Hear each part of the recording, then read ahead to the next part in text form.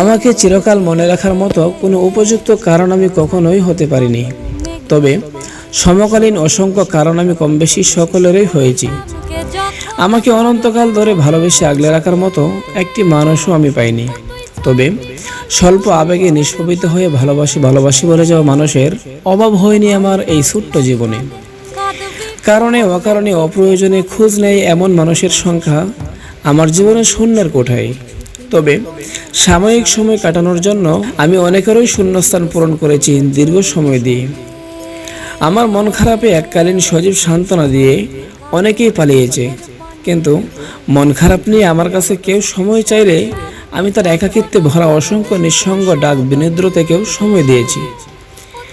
সাময়িকভাবে পাশে থেকে অনেকেই বন্যার স্রোতের মতো রং বেরঙের ভালোবাসা দেখিয়ে গেছে, আবার সেই স্রোতে তারাও ভেসে গেছে। কেউ সারা জীবন থেকে যায়নি, সময় কত দ্রুতই না বদলে যায়। আপন হয়ে থেকে যেতে আসা মানুষগুলো সময়ের ফাঁদে পা ফেলে স্বার্থপর হয়ে চলে গেছে। কত মানুষগুলো আমার ভাবনার চাইতেও বেশি ভাবাত্মক। সত্যি বলতে একটা জিনিস লক্ষ্য করে দেখবেন, এই পৃথিবীতে আপনার আপন বলতে কেউ নাই। দিন শেষে আপনার আপন একমাত্র আপনি নিজেই। হ্যাঁ, এটাই বাস্তব।